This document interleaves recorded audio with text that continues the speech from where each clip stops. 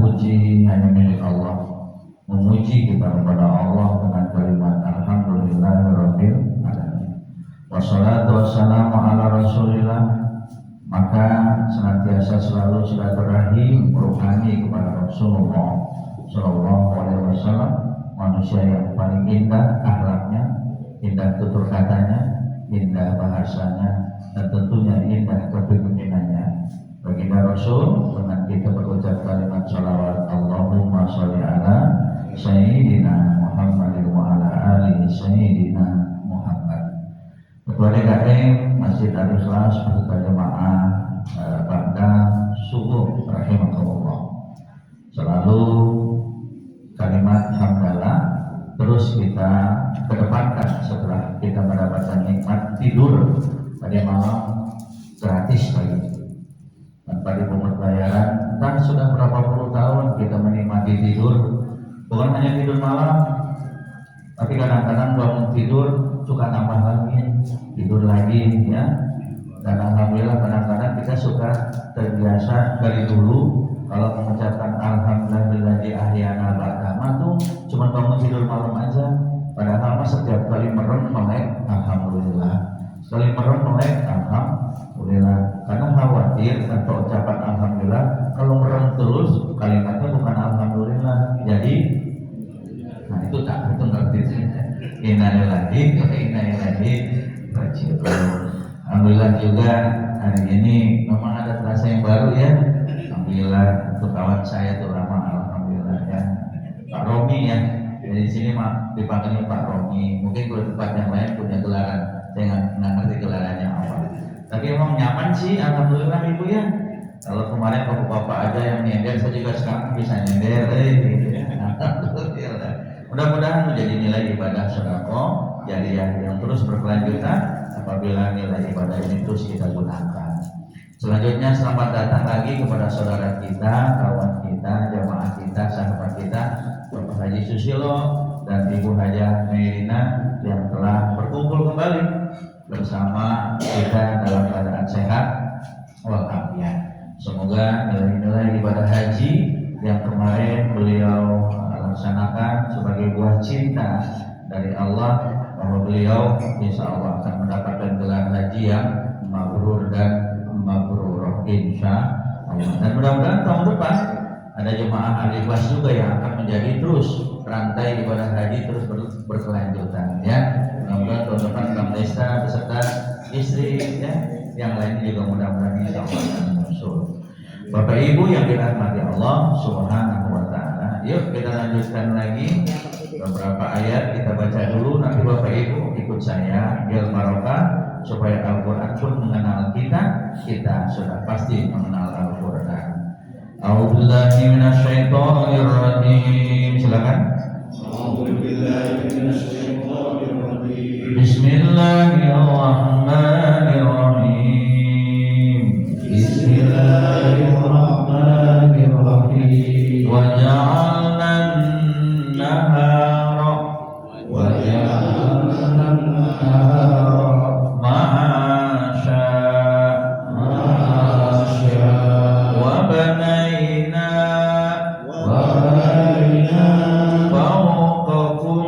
fawqakum sab'an shidada Sadaqallahu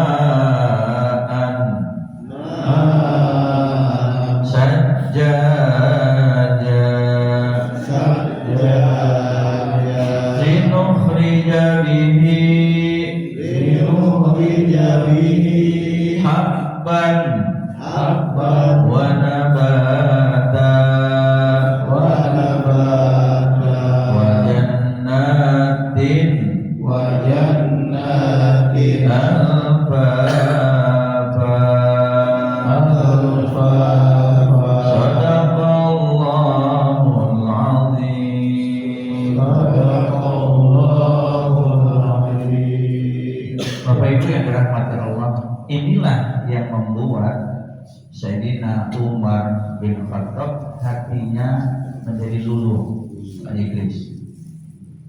Haji Budi kenapa luluh? Karena bahasanya indah, kalimatnya juga asik. Jadi kalau Bapak mau dengar pantun-pantun itu berasal dari Quran. Coba perhatikan ayat-ayat dari surat ayat pertama, dari mulai ayat 6 selalu diakhiri dengan nihada tanwin an belakang. Ayat berikutnya aukada, ayat berikutnya azwaja, ayat berikutnya subata, ayat berikutnya ma'asya. Jadi indah. Jadi kalau sebenarnya mau ngambil pantun, itu pantun-pantun ngambilnya dari gaya bahasa Al-Quran. Contoh misalnya begini, contoh kelap-kelip bintang di langit tuh. Cuma ada satu yang terang. Betapa banyak wanita yang cantik. Kata Haji Susilo, Ibu Haji Merina doang yang aku sayang. Gitu kata Pak Haji Susilo, bukan kata saya. Kan itu bahasa pantun, diambil dari gaya bahasa Quran. Itulah yang membuat kemudian Umar bin Khattab tidak mengenal gaya bahasa ini di dalam gaya bahasa yang nominasinya banyak di bangsa Arab, nggak kayak begini.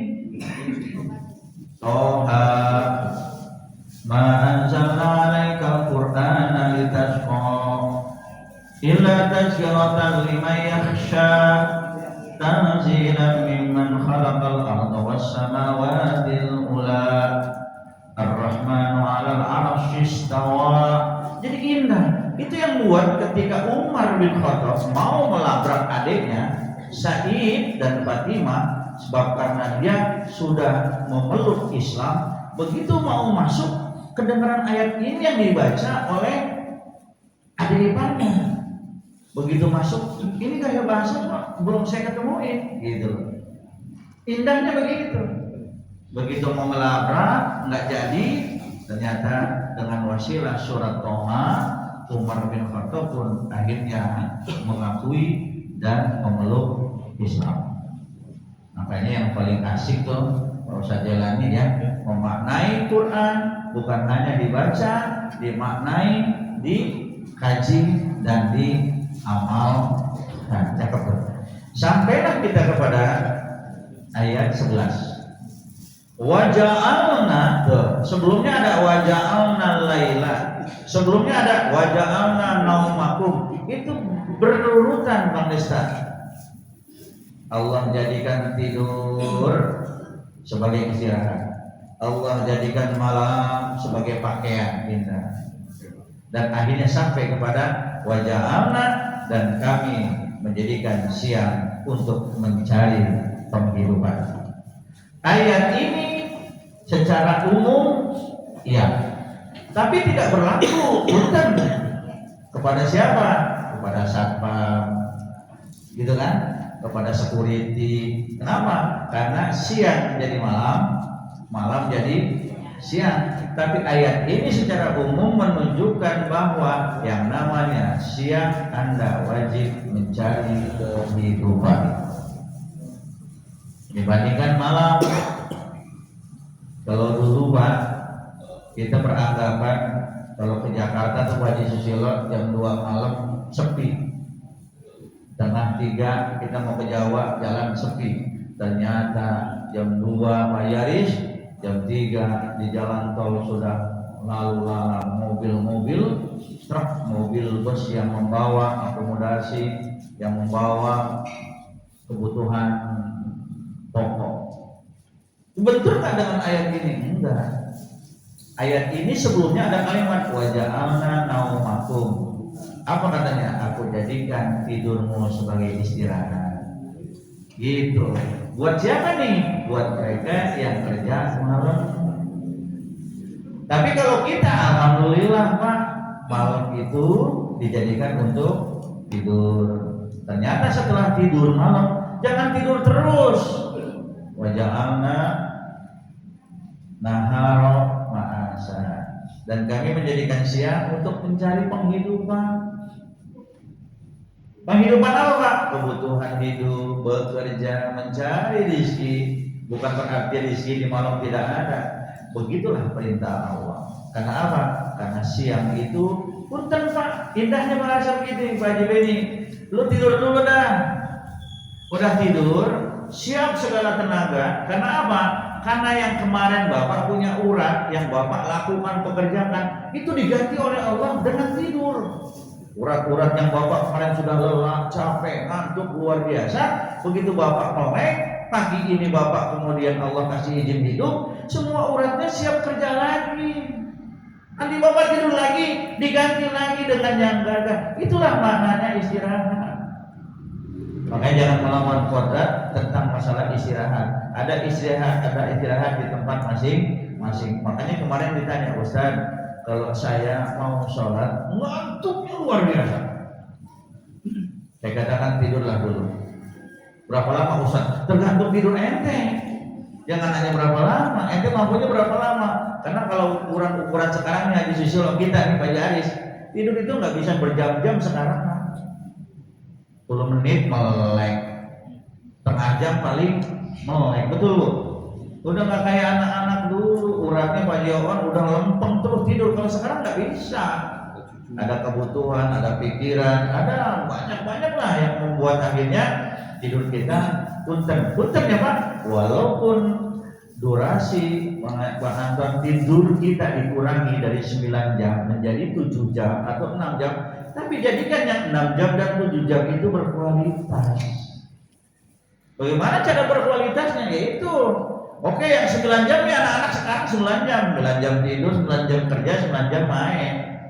Tapi sekarang kita bukan lagi 9 jam, tapi kemudian mungkin dikurangi durasinya tinggal 6-7 jam, tapi jadikan nilai tidur kita itu berkualitas sebagai nilai ibadah. Jangan bablas. Jujur Pak, ke usia begini ibu-ibu tidur kita kebanyakan juga pusing. Betul kan? Saya khawatir kalau tidur terus Pak Haji Susilo, khawatir takut dinyanyiin sama Mbah Roso. Tidur lagi, tidur terus, kan repot. Jadi ada Pak dalil tentang masalah tidur. Begitu indahnya kita diatur oleh Allah. Kita nggak bisa melawan kodrat yang namanya kehendak Allah. Jadi siang silahkan, tapi siang juga paham Pak. Ada yang namanya tidur menjelang zuhur Pak. Betul ya? Ada nggak sunnah tidur menjelang zuhur? Ada, itu sunnah Rasul. Kenapa? Karena kita kerja, misalnya orang pekerja itu dari jam 7, jam 8 kerja, maka menjelang zuhur kita qolilullah kalau tidak salah. Tidur berapa menit Pak? Sekarang dipraktekin sama orang Jepang. Yang sekolah-sekolah tuh, mereka sekolah karyawan diwajibkan tuh tidur menjelang zuhur. Orang kita enggak, sudah tidur ngumpet di bawah main HP, manteng terus. Kenapa? Oh ternyata dia sudah menriset, mensurvei, tidur itu mengembalikan pola pikir yang sehat, tenaga kemudian pulih. Setengah hari dia bekerja, otaknya capek, dikasih istirahat. Ternyata dia pakai nih wajahana naumakum subata. Makanya subata itu suka ada yang namanya Kapten Subasa. Kapten Subata. Oh Subasa, Bang Desta tuh ya, yang tahu Kapten Subasa. Di sini bukan Subasa, Subata. Ya Pak, istirahat gitu. Makanya jujur, akhirnya kalau nanti Bapak Ibu nih puntennya, nanti kembalinya Bang Beni itu ke dalam surat Az-Zariyat. Apa aja di situ Pak Bang? Orang-orang yang beriman kepada Allah, orang-orang yang sudah memasuki fase-fase, sudah banyak berpikir, maka dia jadikan malam sedikit tidur. Gitu Pak. Ukuran kita beda. Jadi ini ukuran-ukuran orang yang kemudian ingin berkomunikasi dengan Allah, jadikan malam sedikit tidur. Tapi orang yang di luar musola Al-Ikhlas bukan lagi sedikit tidur, tapi sedikit-sedikit, beda itu. sedikit-sedikit tidur. Tapi orang-orang yang beriman dia tahu komunikasi kepada Allah itu paling asik malam. Jam 3 bangun, tapi jangan terlalu jauh dari subuh lah. Karena yang paling enak pun jam 3:30 bangun dilanjutkan dengan subuh. Banyak orang jam 1:30 bangun baca Quran sampai 2:30, ntar bangun lagi jam 8:30, kebablasan tuh.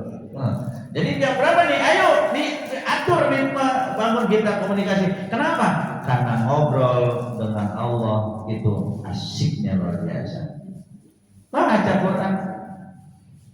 Ya ayyuhal muzammil qumil laila illa qalila nisfahu aw inqus minhu qalila aw zid alayhi wa rattilil qur'ana tartila.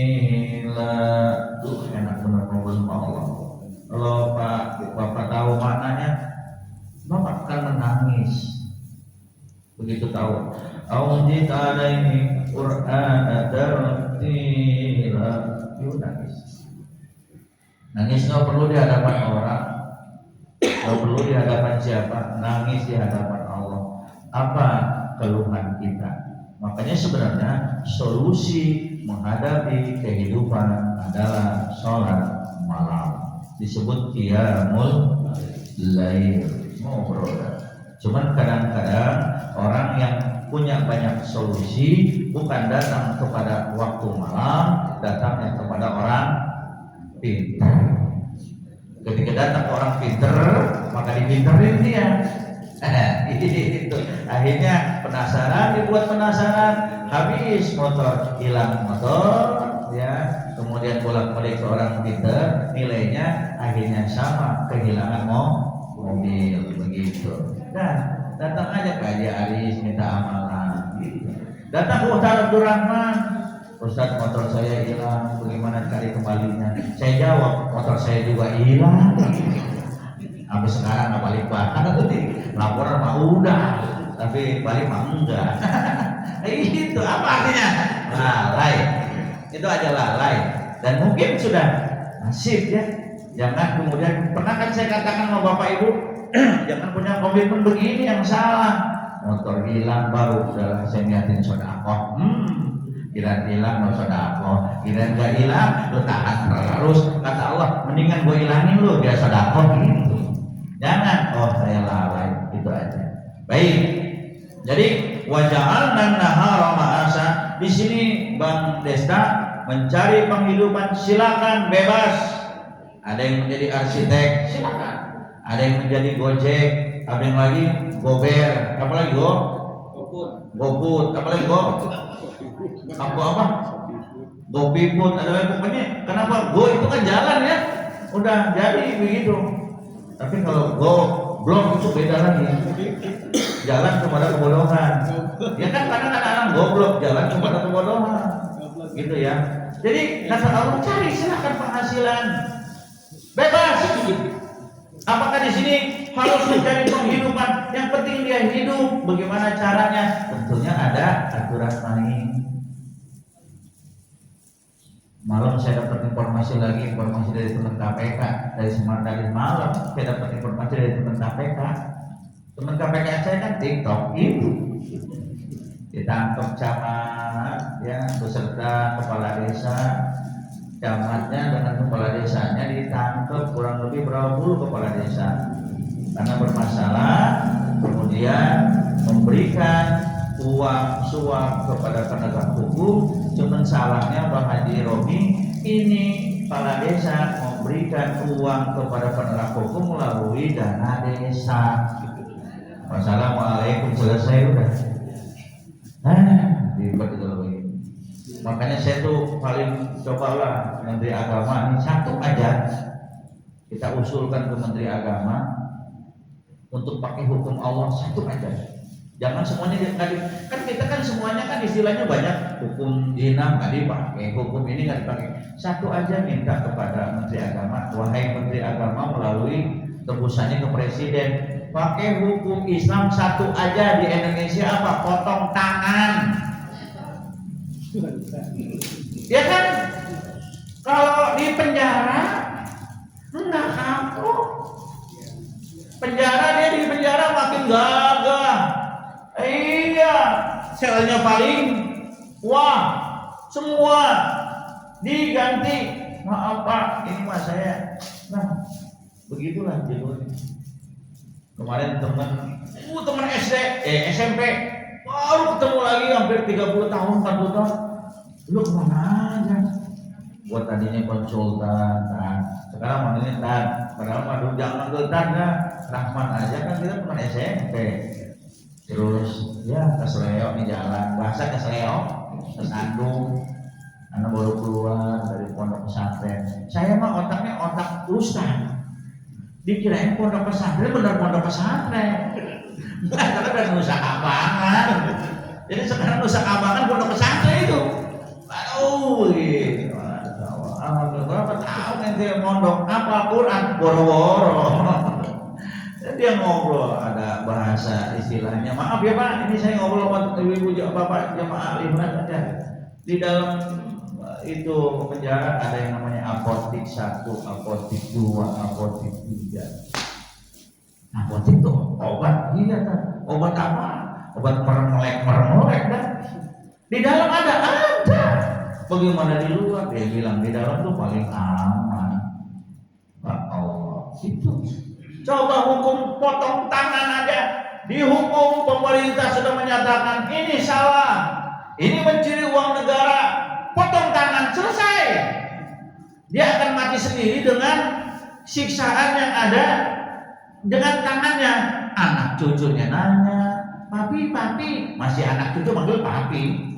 Itu tangan papi kenapa buntung begitu? Tuh anak nanya terus. Akhirnya secara moral sakit dia, mati sendiri dia. Jadi dimatiinnya tuh begitu sama Allah. Dimatiin moral, ditembak mati. Dia tak ada moral yang dia akan rasakan. Mati selesai. Dor, udah nggak ada rasa malu, nggak ada rasa muka tebel, udah mati. Orang mau ceritain juga udah mati. Selesai. Mati dia. Yang capek yang susah siapa? Anak keturunan. Kan Allah bilang begitu. Wasyarikatu faqta'u aydiyahuma. Kalau mencuri, pemerintah sudah mengatakan ini orang mencuri, potong tangan kanan, selesai. Besok-besok yang potong tangan kanan sudah nggak ada, diajukan ke televisi, tangannya suruh ngacung, cung kali cung, gitu. Cung kali cung. Wah, ini mantan korupsi, jelas. Punten Pak, mungkin Haji Susilo kemarin ketemu sama Bu Haji Medina. Orang-orang yang minta sodako tangannya buntung di Mekah banyak. Betul ya? Kakinya dibuntungin satu. Jadi dalam hukum fikih Pak, kalau orang mencuri, jelas pemerintah sudah mengatakan bersalah, tangan kanannya dipotong. Nggak kapok, mencuri lagi, kaki kiri yang dipotong. Masih ada tuh, dia pakai otak dia, mencuri lagi, tangan kiri yang dipotong. Mencuri lagi, kaki kanannya, selesai. Nggak bisa dia. Kalaupun suruh cap jempol, udah nggak bisa. Orang berbuntung, itu dia. Kalau ini sekarang ditangkap tempat mati, udah gitu Indonesia nih punya pemerintah, ya punya aturan maksudnya. Masuk ke sel, korupsi, remisi hari raya, Idul Fitri. 2 tahun. Remisi lagi hari raya 17 Agustus. 2 tahun. Selesai. Dari 10 tahun dipotong-potong, tinggal setahun setengah dipotong lagi. Hari Natal udah selesai udah. Itu Pak, hukum Allah banyak dilanggar, banyak yang dipakai. Begini terus sampai kapan korupsi? Nggak selesai di Indonesia Pak. Sekecil-kecil pun ada. Makanya di sini aturan mainnya, Anda boleh mencari penghidupan siang hari, tapi yang baik, yang halal. Makanya suka ada tuh, maaf ya Pak, saya bukan publikasikan. Ada seorang pejabat negara yang kawan keliling ya, mencari yang betul-betul orang yang sedang bekerja. Wah, siang gigi bawa ini, dikasih uang, dikasih modal, benar itu. Ketimbang ada orang yang nongkrong, parkir, apalagi zaman maaf Pak, zaman apakah sekarang Bapak Ibu masih suka naik patas, mobil bus? Begitu naik mobil bus dulu nih, Bang Haji On ya, duduk datang. Maaf Bapak Ibu, saya mengganggu, matanya beler, mengganggu perjalanan Bapak Ibu. Saya ini mantan residivis, mantan perampok. Saya sudah tobat, makanya daripada saya merampok lagi, saya mohon minta sumbangan. Orang jadi takut begini. Ada kayak dulu gitu? Ada. Itu yang telak-telak tuh, yang telak-telak, yang kamuflase. Assalamualaikum, kami dari pembangunan Masjid Al-Ikhlas. Sementara Al-Ikhlas masih punya utang, gitu ya. Ternyata wajahnya bukan wajah orang Al-Ikhlas. Dan kondisi musola kami sedang dalam renovasi. Dan alamat musola kami di Jalan Hano. Dan kita lihat perasaan Al-Ikhlas nggak pernah minta-minta begini nih. Tapi di mobil-mobil banyak tanda tangan, bukan Edi Jamroni, Edi Sidarta. Edinya benar. Tapi itu pernah terjadi Pak. Saya lagi duduk masjid saya dimintain begitu. Sementara saya Pak ketua panitianya waktu di Peru. Perasaan masjid gua nggak keliling begini. Kenapa? Itu Pak bener fotonya ada, alamatnya jelas, tapi ketua masjidnya beda. Kan gampang kalau foto-foto diambil. Saya panggil, ini masjid siapa nih? Wah ini masjid gua nggak pernah minta kabur turun Pak. Jadi itu yang kamuflase cari duitnya. Tapi di sini jelas bahwa ayat ini memerintahkan kepada kita, ya Pak Haji Budi, Ramaasa, cari kehidupan, cari rezeki untuk kehidupan. Ingat Pak, Rasul sudah memberikan sirenanya, memberikan warningnya, jangan membawa uang yang haram atau jangan membawa uang yang statusnya syubhat, apalagi yang haram dibawa pulang ke rumah. Punten Bun, Bapak biasa bawa gaji 10 juta sebulan. Tiba-tiba bulan kemarin Bapak bawa uang 110 juta. Kira-kira Bunda nanya apa? Alhamdulillah. Nah, nanya enggak? Biasa dikasih gaji 10 juta diaris, tiba-tiba bulan besok dikasih 100 juta. Nanya apa alhamdulillah?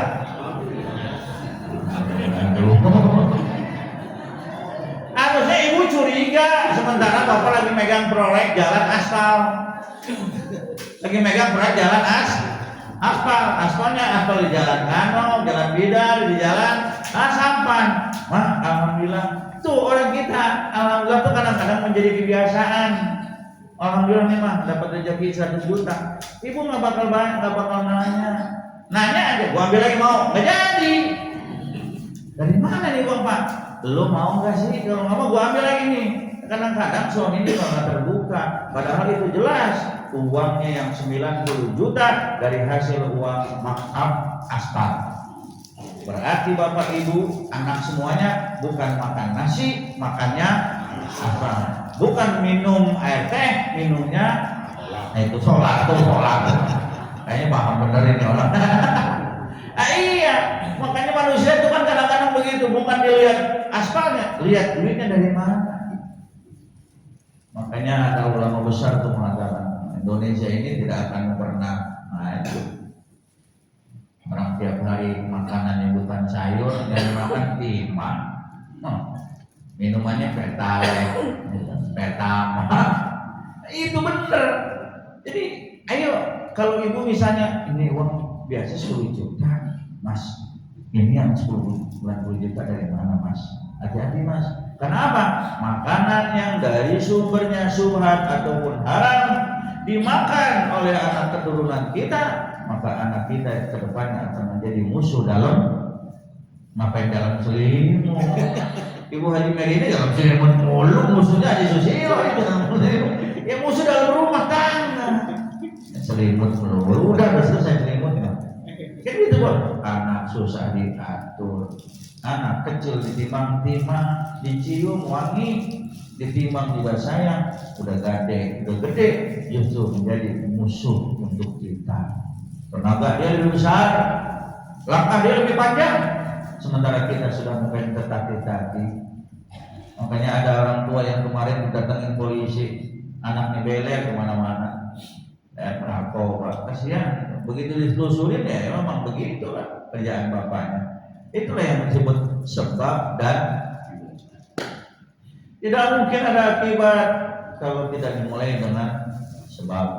Pasti ada sebabnya, maka akibatnya kita merasakan. Makanya hati-hati tuh, memang di situ tuh duitnya gede, tapi nanti dampaknya akan lebih gede. Urusan ke polisi lah, urusan ke masyarakat lah. Gara-gara kemarin pegang uang sekian puluh juta, dikasih makan dengan sayur asem, tapi uangnya dari uang yang syubhat dan haram. Maka di sini kata Allah, kalian boleh cari penghidupan, jadi boleh penghasilan, maka ingat cari penghasilan yang baik. Kemarin saya sudah cerita belum tuh? Ketika ada anak kuliahan cari kerjaan susah di Susilo, kerjalah di resto, udah ya. Ternyata bagian nyuci daging babi, bagian nyuci daging babi. Bagaimana Ustaz saya tanya, teteh itu nyuci daging babi, daging ini makan enggak cuma nyuci doang. Nah, triknya gampang, cucilah pakai sarung tangan. Nggak boleh Pak Ustaz, kalau sarung tangan takut ada zat kimianya di sehat. Ya udah, ini kan keterpaksaan Pak. Paman itu roh bayarabami waraadin ala isma'alaih. Saya tidak bisa memberikan solusi untuk dia di tempat kerjaan yang lain. Sementara teteh masih banyak kebutuhan buat pendidikan sekolah anak, adik, orang tua, teteh semua. Terus sih. Tapi teteh jangan selamanya di sini. Kan itu. Kalau sudah ada pekerjaan baru, silakan teteh kita. Sementara saya belum bisa ngasih solusi Pak Yudeni. Kecuali Pak Jason saya bilang kamu pindah ke sana. Di sana ada yang lebih baik dari sekarang. Baru saya katakan itu haram. Saya nggak bisa Pak. Seperti Nabi Muhammad, ya Rasul saya udah Islam, tapi saya masih suka mabuk. Gimana? Nggak apa-apa. Yang penting jangan tinggalin sholat. Itu kan jawabannya sama. Rasul nggak bilang, nggak bisa. Kalau udah sholat jangan mabuk. Sementara dia masih mabuk. Begitu bijaksananya Rasul. Masih mabuk yang lain deh. Masih mabuk, masih main judol, ya judi online terus. Yang penting masalah lah. Udah. Yang penting sholat. Apa kata Rasul? Dan yang penting ngaji. Karena sholat aja nggak cukup Pak. Di pengajian itulah akan ketemu ilmu-ilmu tentang yang nanti dia alami. Saya katakan begitu. Teteh jangan selamanya di sini. Udah gitu Pak Ustadz ya, cucian air babinya disuruh nyiram ke pohon mangga yang ada di toko dia. Jadi bekas cucian babi itu disiram ke pohon mangga. Sekarang saya dikasih mangga sama dia, mangganya haram apa enggak? Aduh, mentok saya beritanya. Jadi saya kasih mangga, itu ambil mangga bagi-bagi semua. Saya kan yang nyiram pohon babi ini itu saya pakai airnya. Sekarang itu mangganya saya disuruh makan sama bos. Saya ingat waktu kecil dulu Pak Haji Aris dulu. Nih, Maman mau kencing nih gitu. Dulu itu kencingin pohon tuh, pohon mangga kencingin. Kenapa nih? Biar mangkanya entar apa biar pohonnya buahnya manis. Begitu Pak. Saya mah kencing aja. Kencingin tuh pohon, kadang-kadang bekas air ikan juga kita buang di pohon ya Bu. Orang tua dulu tuh. Tapi lebih banyak saya kencingin tuh pohon. Tapi punten, apakah kemudian pohon buah mangkanya lantas bau pesing? Kan enggak. Apa lantas kemudian jamunya bau anis? Enggak. Enggak ada aturannya. Sekarang gini, mangga masih ada enggak? Masih ada bau, bawa sini gua makan. Masa ya mangga berubah jadi babi? Kan nggak mungkin. Jadi intinya bahwa Bapak Ibu, ketika kita memberikan solusi kepada orang lain katakan haram, harusnya kita punya jalan keluar untuk mereka. Jalan keluarnya begitu. Jangan lama-lama di sini Teteh. Sembari lamaran CV-nya kirim ke tempatnya perusahaan Edi Jamroni gitu. Siapa tahu nanti diterima. Silakan. Oh gitu Sementara ini lanjutkan. Tapi usahakan Kalau pas ngebersihin babi juga, ya gimana? Ngebersihinnya nanti punten habis ngebersihin daging babi ya kamu bersihkan lagi seperti biasa. Itu nanti sholatnya enggak udah bersih udah. Duitnya gimana? Haram nggak? Duit saya nggak bilang begini, duitnya masih ada nggak gitu. Kalau duit masih ada sini buat gua gitu. Jadi yang haram itu bukan duit pak, duit mah kertas. Nilai-nilai perbuatan itu yang kemudian menghasilkan duitnya. Ingat duitnya tidak haram, duit mah kertas. Perbuatannya yang haram. Lanjut ayat berikutnya. Sebelumnya ada pertanyaan di sini.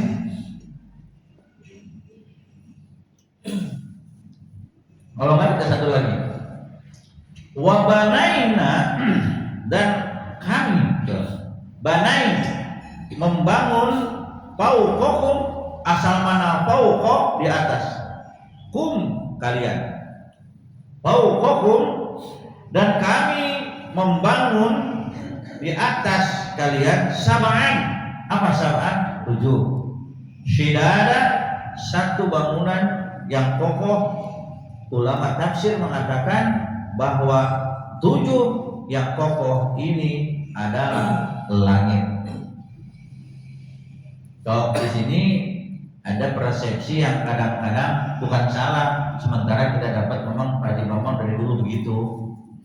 Apalagi dikaitkan dengan cerita tentang masalah Isra Mi'raj, di mana dalil itu menegaskan dulu waktu kita Rasul di langit pertama, kedua, ketiga, keempat terus sampai ke Sidratil Muntaha. Namun kemudian ada ulama yang berpendapat langitnya tetap satu. Bagian langitnya ada 7 bagian. Nah, yang 7 bagian ini disebut adalah lapisan. Ada atmosfer, ada geografis, terus ada apa itu? Apa namanya? Di atas atmosfer apa tadi? Onofir masalah. Wah, naprek saya. Jadi ada atmosfer dan sebagainya, lapisan ozon dan sebagainya. Itu seperti hotelnya satu, hotel Grand Hyatt. Tapi di dalam hotelnya banyak lantai. Tapi ada juga orang yang menerjemahkan langit tetap 7 Pak Ustaz. Oh enggak apa-apa, silakan. Enggak dosa. Menerjemahkan, menafsirkan berbeda itu tidak berdosa. Nah, yang disebut bangunan itu 7 lapisan. Makanya ada 7 lapisan 1, 2, 3, 4, 5. Antara lapisan-lapisan ini jaraknya luar biasa jauhnya. Dan inilah yang kemudian dilintasi oleh Rasulullah SAW dalam peristiwa Isra Mi'raj. Makanya lihat ada kalimat begini Pak Roni, samawati. Kan ada lahu ma bis samawati. Apa bedanya ya? Was-samai wat-thariq. Itu beda. Betul-betul sama. Samawati itu langit di atas 7 yang langit. Tapi kalau Bapak baca was-sama demi langit, wat-thariq di bawah langit ada perjalanan di mana perjalanan itu adalah perjalanan bulan, perjalanan bintang, perjalanan matahari, perjalanan meteor. Pakai garden nggak, Bu Beni? Meteor garden itu ya. Ada juga apa namanya komet dan sebagainya. Itulah disebut was-samai wat demi langit. Allah bersumpah demi langit. Wat-thariq di mana di bawah langit itu Bang Desta banyak jalur-jalur perjalanan bintang. Maka kita belum pernah dengar sampai sekarang bintang yang jumlahnya hanya Allah yang tahu dengan para pakar astronomi. Astronomi juga hanya memperkirakan saja. Bintang itu Pak Budi jumlahnya miliaran, tapi berapa jumlah secara pastinya? Tidak tahu. Cuma dikatakan miliaran banyak. Dan Pak Bambang, Pak Jawa, sampai saat ini kita belum pernah dengar ada bintang yang jatuh. Ada juga yang bintang pensiun. Bintang 4 pensiun. Bintang 2 nembak brigadir. Bintang 2 tuh nembak brigadir ya. Iya, bintang 2 lagi kemarin hajatan, ada yang meninggal, kan begitu. Jadi bintang yang di atas sana tidak pernah turun, tidak pernah tabrakan, bintang di bawah, tapi ada bintang yang sangat mujarab, namanya bintang. Itu udah hafal bener dah. Ini yang sering pulang balik ke warung gitu. Pusing bintang 7. Tapi kita belum pernah dengar. Makanya di sini Bang Desta bedanya tuh Pak Haji, Bang. Ada lahu ma fis samawati wal ard dengan wassama, sama-sama langit rajon. Tapi langit yang wassama ini Allah katakan demi langit, di mana di bawah langit itu banyak perjalanan bintang, kemudian ada matahari, bulan, meteor dan sebagainya. Tapi lahu ma fis samawati adalah bintang, adalah langit di atas langit. Itu yang disebut, mungkin ada sebagian ulama yang mengatakan inda sidratil muntaha, indaha jannatul ma'wa. Ini juga disebut langit. Karena punten Pak Bu, asal mana langit itu adalah sesuatu yang ada di atas langit-langit. Nah, sedangkan di sini wabanaina, dan kami membangun di atas kamu 7 langit yang kokoh. Di atas atmosfer ada apa lagi? Ada. Soalnya gini punten Bu Haji Beni, kalau kita mengatakan bahwa ada 7 betul-betul langitnya, nanti di atas langitnya ada matahari lagi, di langit kedua ada matahari lagi, ada bintang lagi, di atas ketiga ada sekian banyak. Makanya ada ulama yang mengatakan, terutama ulama-ulama saintifik tentang masalah alam, langitnya 1, tapi lapisan-lapisan ini yang membuat menjadi pokok seperti itu. Dan di antara langit punten Pak Bun dengan lapisan yang lain, lapisan yang lain itu jaraknya bermil-mil perjalanan luar biasa. Makanya punten Bun Pak, tanpa ada lapisan langit nggak mungkin kita bisa hidup Bang Desta. Kenapa? Karena matahari tanpa ada lapisan langit babak belur kita. Babak belur. Nah, kita ini planet yang paling kecil di antara galaksi. Ada planet Bumi, ada Saturnus, Uranus, Vega, Yamaha, macam-macam lah ada ya. Ada Saturnus, Uranus, Peter, apalagi Jupiter dan sebagainya. Dulu katanya ada Pluto, ternyata Pluto sudah ganti. Itu ada planet, ternyata planet ini berputar di apa Bu? Kalimat Rabbil Alamin, Allah yang menguasai alam semesta. Ternyata bumi kita ini di antara planet adalah yang paling kecil. Dan ternyata bumi ini adalah planet yang bisa dihidupi oleh makhluk hidup. Nah sekarang orang Belanda itu Pak Haji Susilo, kalau habis ya. Orang Belanda sekarang sudah membagikan formulir perumahan real estate di planet Mars. Benar Bu? Ya. Jadi nanti kalau Bapak Ibu mau bikin musola di planet Mars silakan lah ya. Itu ada sekarang, saya bilang ini tapi kadang-kadang kita tuh suka nggak yakin gitu. Padahal mereka sudah survei.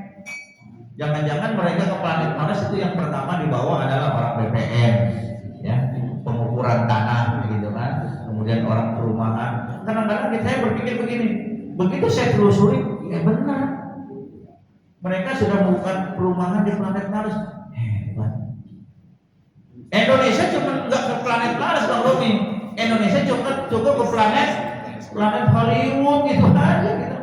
Jadi kadang-kadang kalau misalnya ada orang yang saintifiknya sudah tinggi, kita suka ketawa, apa iya? Maka sekarang punten ada di penemuan, ada sekarang nih penemuan yang disebut rekayasa genetika. Itu ternyata ini.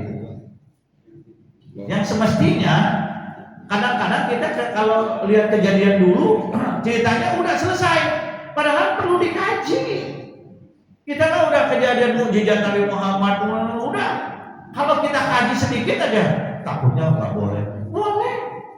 Kenapa Nabi Allah Isa lahir dari seorang ibu tanpa ada hubungan antara orang tuanya yang disebut hubungan badan? Ada apa ini? Kenapa dia bisa hamil? Ternyata ada yang namanya pembelahan sel telur. Setelah sel telur dibelah, kemudian dikasih makanan yang sesuai dengan makanan bisa menjadi perangsang, itu sel telurnya nanti bisa berkembang. Ketika sel telur bisa berkembang, maka dengan sendirinya perempuan itu bisa hamil. Makanya sekarang ada binatang yang bisa membuahi dirinya hingga kemudian memproduksi kelahiran dengan sendiri. Ada nggak binatangnya? Cacing tuh. Langsung ini bukan lagi bicara hoax. Tapi Pak Oon kayaknya sudah meriset cacing mana yang hamil gitu ya, mana yang diperkosa gitu lah. Ini Pak Oon kayaknya pakarnya gitu loh. Nah, sains ilmu itu sekarang bisa kita perlihatkan dengan alat teknologi Bang Deta. Kalau kita begitu, kedua, yang ketiga, Nabi Allah Ibrahim dibakar nggak mempan, kenapa? Diperhatikan dulu, kadar apinya. Kalau kadar apinya, makanya kan dibakar orang melihat, ini udah mujizatnya. Tapi perlu sebenarnya ada kajian, boleh nggak sih? Kalau kajiannya mau masuk akal, kenapa tidak? Ternyata api itu Bang Desa ada berbagai macam tingkatan. Bun, api yang paling jelek warnanya apa, Bun? Merah ya. Tuh kalau api warnanya merah, bawahnya tumpeng, bawahnya penggorengan hitam nggak? Hitam disebut cemong. Cemong dulu di kampung Kepakken ada kampung cemong.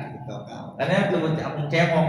Jadi itu produk-produk barang di di mana matahari kebakar.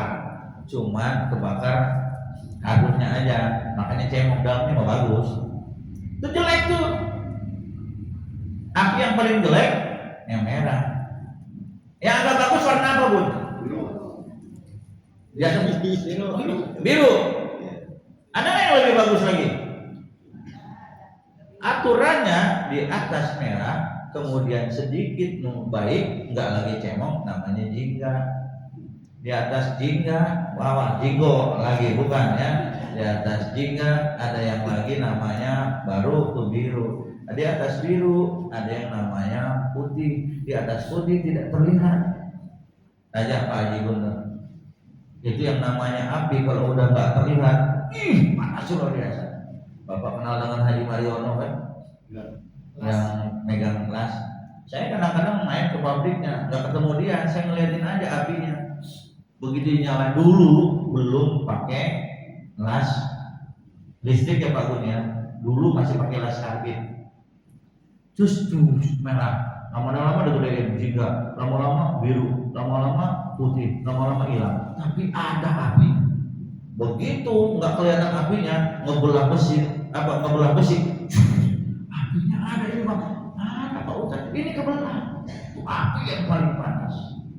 Tapi ada lagi api yang panas nanti mungkin di atas yang tidak terlihat, api neraka. Kalau kita cerita api, selesai ya api. Kita tidak melihat warnanya, bentuknya, kadarnya dan sebagainya. Jadi perlu kan, makanya Allah tuh ingin inna fi khalqis, kalian ulul albab, ayo berpikir. Makanya punten Pak Susilo, kita masih menggunakan menu pikir dulu. Gitu. Sekarang keadaan berbeda. Imam Syafi'i dengan fikihnya melahirkan kondisinya sampai sekarang itu banyak perubahan. Tapi yang tidak berubah adalah Al-Quran. Kalau pemahaman pasti banyak berubah. Ada ulama yang satu wafat, datang lagi ulama berikut bikin buku lagi, datang lagi ulama bikin buku lagi. Tapi Al-Quran di setiap waktu, setiap zaman, setiap masa dia tidak akan pernah berubah. Hanya pemikiran dan penafsiran yang berbeda antara para penafsir. Gitu. Nah, kenapa? Contoh dulu, saya pernah bertemu dengan ibu-ibu Bun, lagi peristiwa Isra Mi'raj di masjid, nggak masuk dia. Kenapa di luar? Tiba-tiba saya Pak Ustaz. Saya takut apa? Takut kalau duduk di karpetnya ngerembes, pulang sana. Pakai pembalut. Masa kalau saya pakaiin kan gitu? Pulang sana. Boleh Pak Ustaz, asal darahnya tidak kemana-mana, silakan pakai pembalut. Dulu kan belum ada pembalut Pak. dulu aduk-aduk ya, aduk. Bu, dulu ibu maaf, ibu ini yang begini dipakar nih gimana aja masuk dia. Iya, bu, punten, dulu orang tua ibu kalau head pakai apa pembalutnya? Sebelum aduk.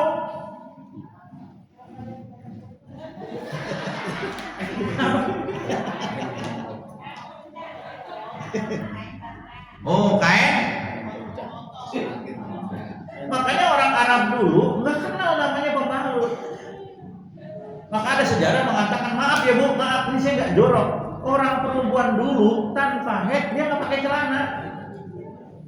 Ketika keluar head baru dia nyumpel sana sini. Itu orang dulu pak. Makanya banyak perempuan dulu diduga paksa begitu, karena nggak kenal maaf celana dalam seperti apa. Sekarang model celana dalam yang lebar ada, yang setipis juga ada. Yang selembar apa bu? Selembar benang powernya, power paham jangan power jualan ini ya. Yang selembar nutupin gituannya doang ada sekarang pak. Udah gitu nggak malu-malu, sekarang diumbar. Udah luar biasa. Maaf nih nanti ini dipotong ya, bisa dipotong ya. Satu lagi bu, satu lagi. Maaf nih pak, ini pernah terjadi gimana? Jadi orang dulu tuh karena keadaan zaman, maaf nih bu, saya katakan maaf sekali lagi ya. Orang Mekah, ini zaman Rasul nih, kalau melakukan ini keluar nggak?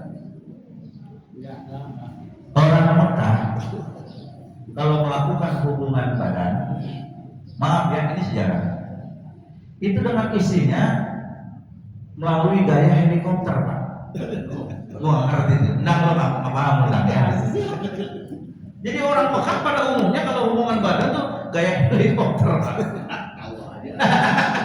Nggak tahu aja, jadi kasih informasi Bang Lesta ini.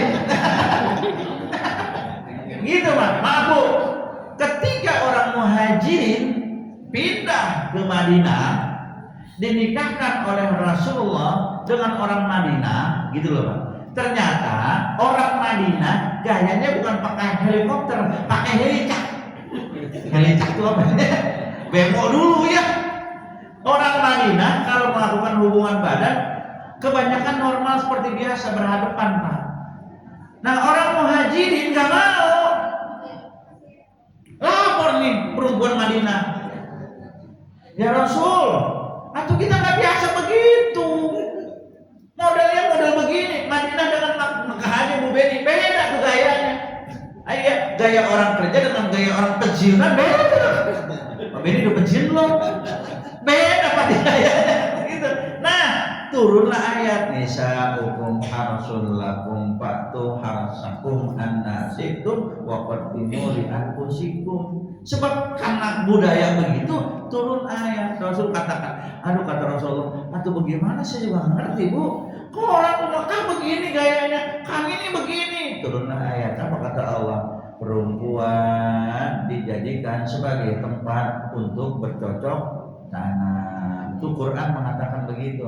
Maka datangilah dia dari depan, boleh pakai gaya dari belakang, asal jangan masuk ke satu tempat yang dilarang. Turun ayat begitu, baru orang isi orang Madinah paham.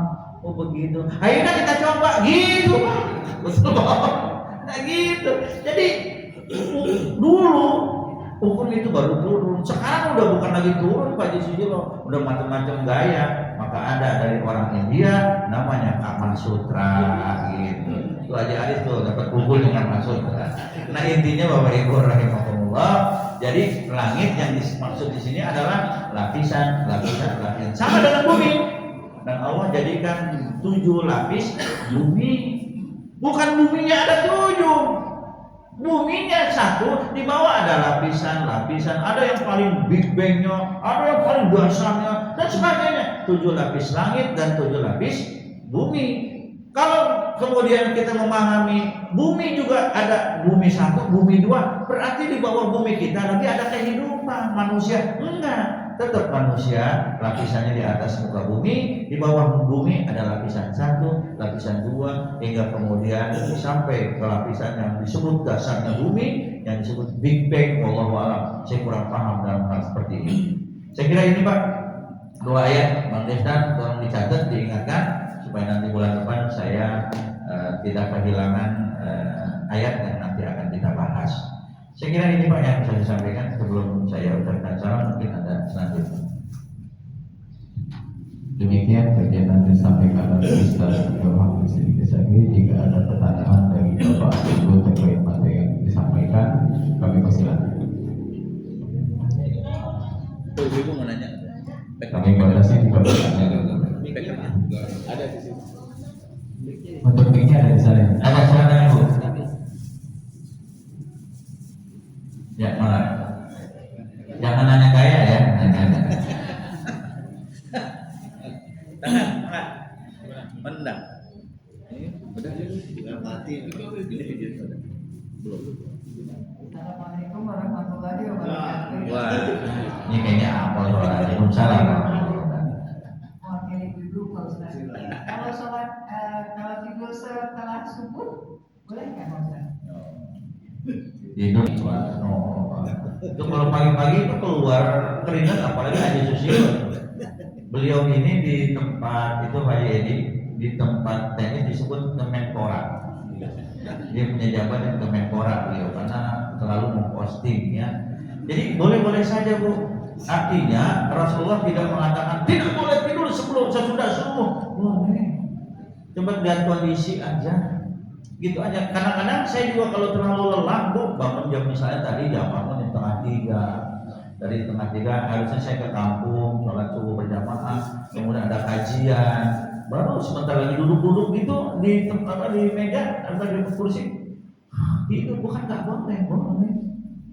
Jadi ketidakbolehannya tidak mutlak. Begitu. Jadi ketidakbolehannya tidak mutlak. Yang tidak boleh ya tidak ada sih. Yang nggak boleh pas lagi ngitung duit tidur nggak boleh.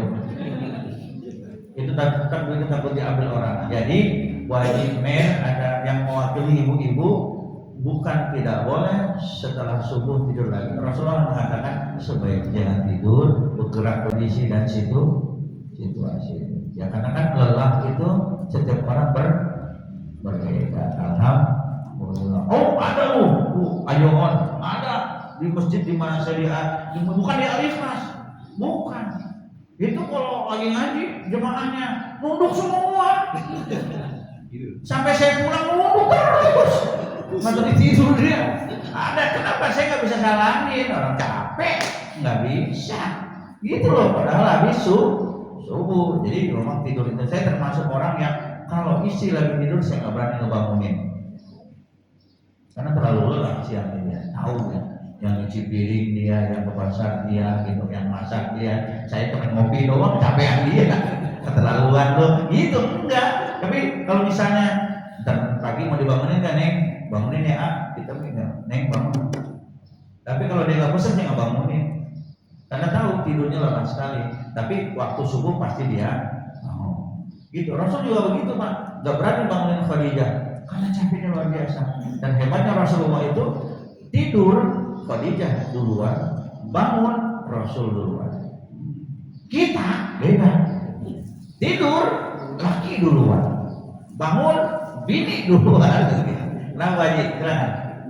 Pak Ustaz, ini kan kalau yang kita pernah dengar ya, secara kesehatan, ilmu kesehatan itu kita harus tidur 8 jam dalam sehari. Tapi kan dengan usia yang bertambah atau mungkin kita kan sekarang misalnya sholat malam atau tidur udah berkurang, apakah itu masih relevan gitu loh yang tidur 8 jam menurut ilmu kesehatan gitu? Ya.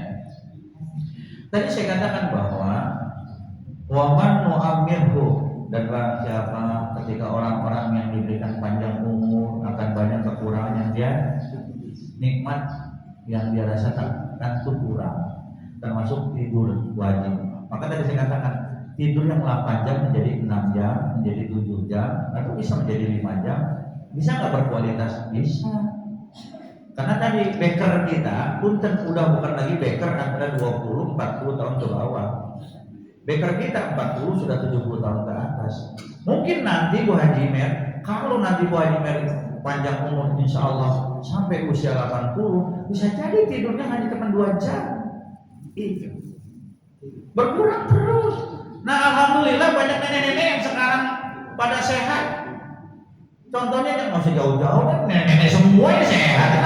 Kenapa yang jauh-jauh nih contoh nenek-nenek? Ini nenek-nenek apa ya tanya? Kan sehat tuh. Padahal ibu semalam udah pasti tidurnya jam 9 mungkin jam 10. Bangun ibu jam 3. Dapat tuh isu-isu tuh masih seger matanya. Karena apa? Karena tadi waktu saya ceramah ibu punya roti itu aja. Jadi sehat nih roti membawa sehat ya. Jadi kalau berkurang sudah pasti Bu Haji Mer. Kalau kemudian bisa nggak kemudian kekurangan itu menjadikan bukan lagi ya kelebihan, tapi kualitasnya ada yang kita kedepankan. 6 jam, tapi kualitasnya insya Allah tidak mengurangi kesehatan. Justru lihat tuh, alhamdulillah. Punten ibu, Bu Haji Mer, ibu yang mewakili. Nih ibu kan tadi bangun nih dari pagi, tiba-tiba tuh ada emak-emak keluar dari sana baru bangun tidur. Nah, ibu sama orang yang bangun tidur dirinya barengan kita foto. Ini kira-kira mukanya rusakan mana tuh? Kumuhan yang mana tuh mukanya? Yang baru bangun. Dipoto, udah rusak tuh mukanya. Ibu mah pasti kalau ibu-ibu kalau dipoto, gitu. Udah pasti yang seger lebih awal. Nah, itulah yang disebut sehat. Saya kira itu. Ada lagi pertanyaan Bu Bapak?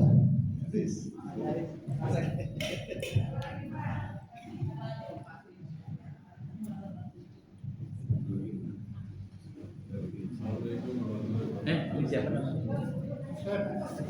Assalamualaikum Aceh. warahmatullahi wabarakatuh. Silakan Kang. Ini Pak Ustaz, Baik. terkait dengan haram dan halal nih ya. Kalau kita punya kios disewakan kepada orang yang menjual makanan yang non halal, gimana itu? Uang sewanya apakah halal atau haram? Terima kasih. Ya.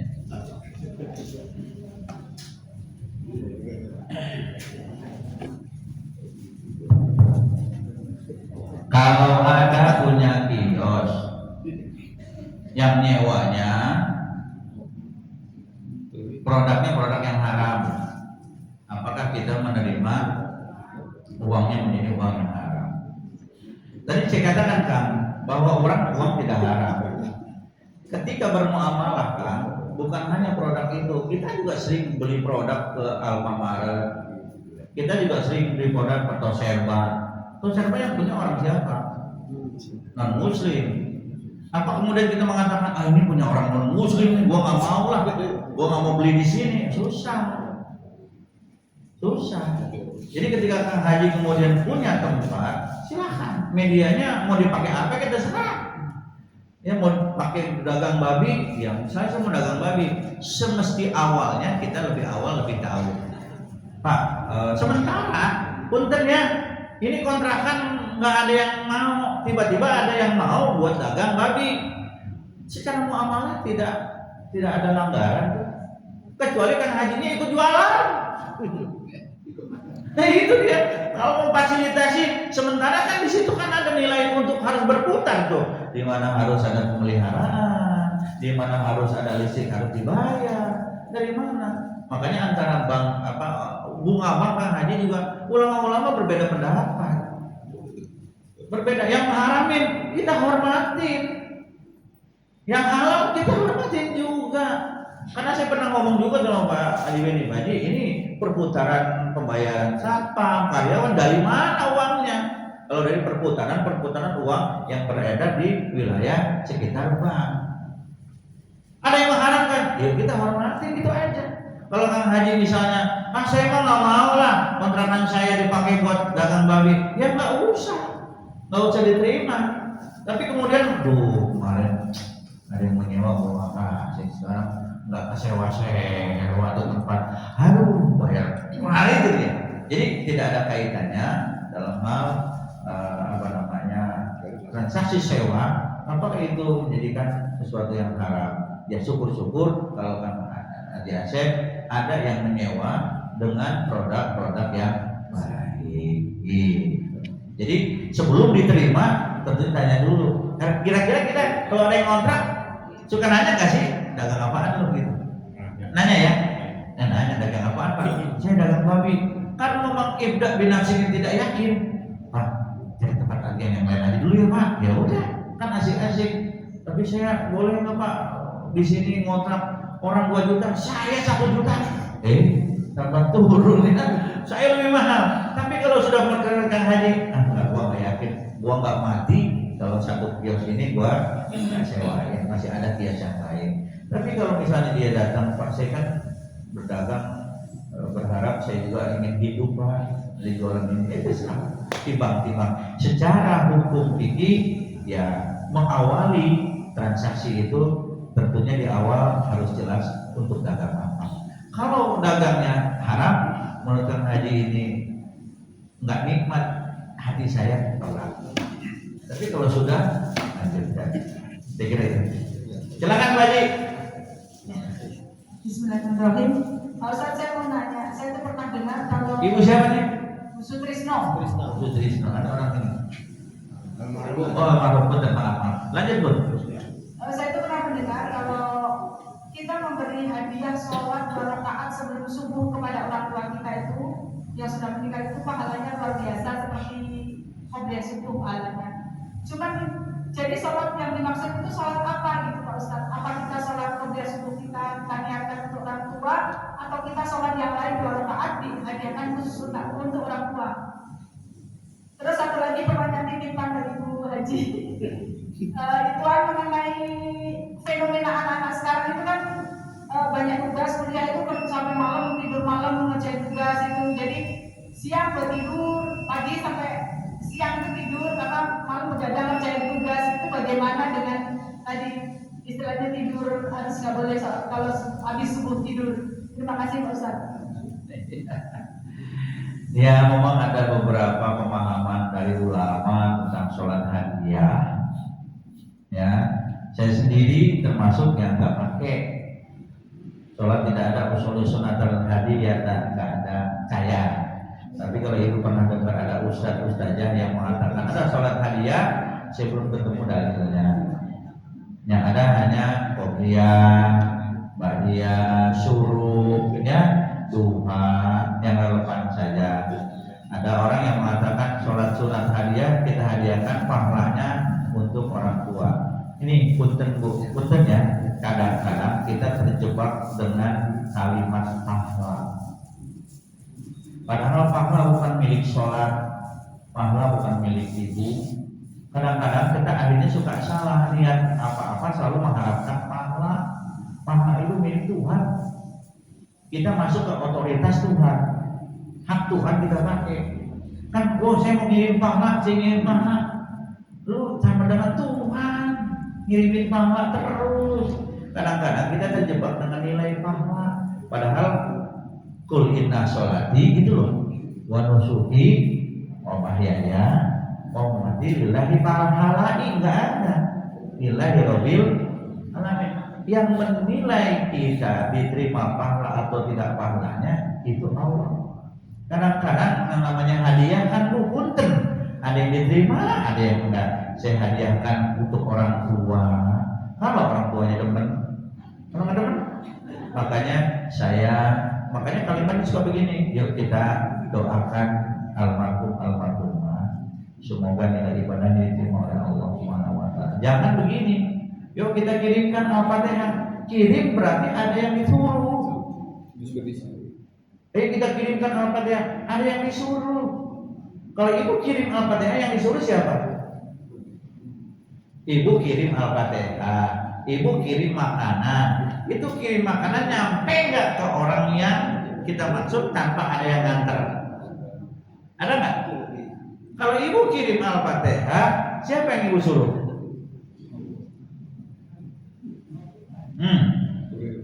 Kurirnya siapa kalau gitu? Ayo kita kirim Al-Fatihah, semoga diterima oleh Allah. Berarti ibu nyuruh Allah. Apa tugas kita nyuruh Allah? Apa wewenang kita? Jadi gimana? Yuk kita doakan. Jadi ibu mintanya kepada Allah, bukan ngirim yang kemudian Allah disuruh nganter. Kita doakan almarhum, semoga nilai ibadahnya diterima Allah. Jangan tuh aja. Jadi ini, kita kirim hadiah. Aduh, ini saya mau ngelempengin aja. Kadang-kadang kita terjebak dengan pahala. Padahal pahala itu milik otoritas Tuhan. Tuh enak dong orang-orang yang kaya punya duit kita kirimin pahalanya, kita datengin orang-orang miskin kita kasih duit buat orang yang meninggal, enak bener gitu. Jadi bukan salah, cuma dilempengin. Nah, bagaimana kalau sholat hadiah? Punten Bu Trisno, saya belum ketemu dalilnya. Tapi kalau qobliyah, ba'diyah, suruh boleh di poin-poin sujud ibu di qobliyah, sujud terakhir ibu, di sana ibu boleh berdoa. Ya Allah, ampuni, kasihi, sayangi, rahmati orang tua kami. Itu. Setelah ibu menggugurkan bacaan-bacaan sholat dalam hati aja. Sujud, makanya kenapa ada ulama-ulama yang sujudnya lama? Dia bertasbih sudah selesai tasbih dia memohon kepada Allah. Tapi di sini juga ada masalah pemahaman yang berbeda. Tidak boleh berdoa diselingi oleh permohonan di luar bacaan sholat.